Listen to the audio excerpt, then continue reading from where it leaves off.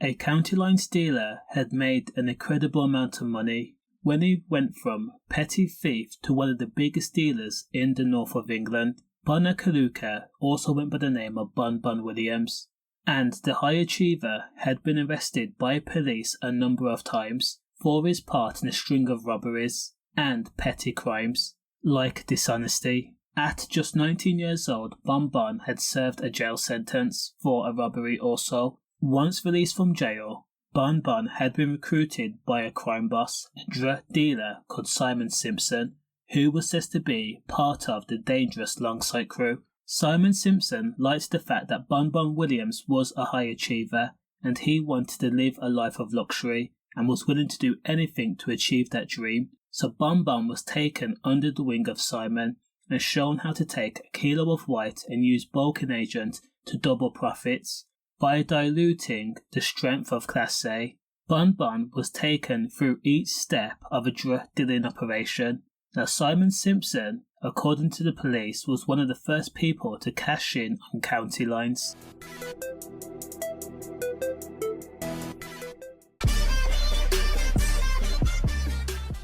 With Bun Williams' help, Simon had created an operation that caught the attention of police, as by 2011, Simon was the biggest dealer that had been transporting Class A across the entire south coast, including Cornwall and Sussex, and Operation Asquith was established. So extensive was the operation that police had to use undercover officers and place them in multiple locations: Plymouth, Southampton, Sheffield and Greater Manchester. There, the police had to match the descriptions of criminal and gather audio evidence to link them to Simon's drug empire. Now, Simon had been arrested previously and he had received a 10-year ban from entering Plymouth and Sussex.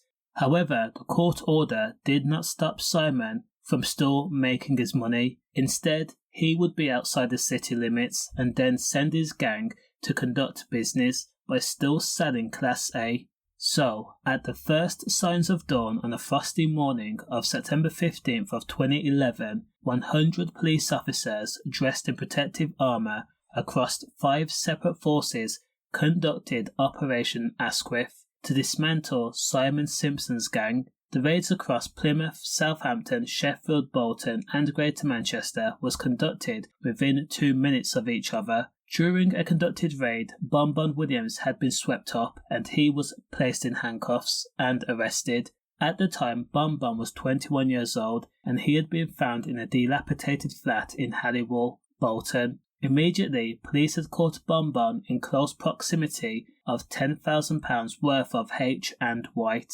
Bun had been sent to Bolton and had lived in the rundown flat for over a year. Neighbours had described the big man as quiet and pleasant enough. However, the charges against Bun were reduced to 1 count of laundering £6,000 for Simon's gang, and by the time the case went to court in early 2013, Bun gladly accepted a jail sentence of a year, which meant that the drug runner was back out on the streets within 6 months. As for Simon Simpson, the crime boss, and the mastermind behind the operation, he was jailed for 6 years, which was a victory for him. Now, when Bun Williams was released from jail, and with his previous boss still locked away in H&P, Bun quickly established himself as the new ringleader. Bun had used his contacts and then set up a new county line, this time between Manchester and Grimsby. His easy smile, impressionable presence and attitude made it easy for Bun to buy kilos of white and H at often a discounted price, using Simon Simpson's reputation. Bun then established himself new safe houses, which had been supplied by users. In the confines of these flats and dilapidated homes, Bun had quickly broke down, mixed and repackaged snapbag-sized parcels filled with H and white. The packages were then filled up to the brim in rucksacks, and the first test run had a value of £15,000. It was then shipped off to Grimsby. Bun had recruited himself his own gang, whom used either Ford Fiestas or Toyota Yaris's to travel along the M62 to go between Manchester and Grimsby, with the sole purpose of peddling Class A to wanting Class A customers. Now these runs were sometimes 3 times a day, depending on the volume of sales. Bun Williams, who chose Grimsby as the location to conduct business, was because it was notorious for its drug issues. Now police revealed Bun Williams initially used his friends, who were enforcers, living a few streets from one another, Collyhurst, Munsall and Blackley. Bun Williams also gave his gang the name the Bugsy Malone Gang, in reference to the famous 1970s movie and musical. Now Bun had not created a profitable drug empire that supplied hundreds of customers a day for the sake of providing jobs to criminals or teenagers from broken homes and single-family households, or who were reliant on the Class A for themselves. His goal was much more selfish and simple than that. Bun had a love for designer clothes, smart suits and cars like Mercedes and BMWs. He needed these luxury items to showcase that he had made it in life. After all, his brothers and sisters were all high achievers, academics. For all intents and purposes, Bun Williams was the black sheep of the family and had let them down. But beneath the tailored suits, there was still this abhorrent, nasty and ruthless gangster, where his mob of folks were regularly struck with bats or bladed by enforcers if drug came up short or money was missing. The easygoing smile was just a facade. In reality, Bun Williams was a tyrant that always wanted his money regardless if his gang were ambushed by other criminals or a product was lost or stolen by other gangs. It was this ruthless trait that made younger GMs and users gravitate towards the crime boss. Bun's reputation for wreaking havoc on anyone that messed with his gang or his profits was showcased and amplified when he had been the victim of a blading in Manchester. They looked at him as if he was the biggest thing ever, and physicality he was a stature. As Bun Williams' gang had ascended on Grimsby, the street dealers had sent out bulk messages offering deals such as 3 for 20s on wraps of hard white. Grimsby locals lapped up the deals in feverish fashion. It was almost as if it was an epidemic. With Bun Williams' help, residents of Grimsby were getting hooked on Class A at an alarming rate, and police had no idea what to do. Humberside police had received intel that a gang had taken over large parts of Grimsby, and they all spoke in a Manc accent.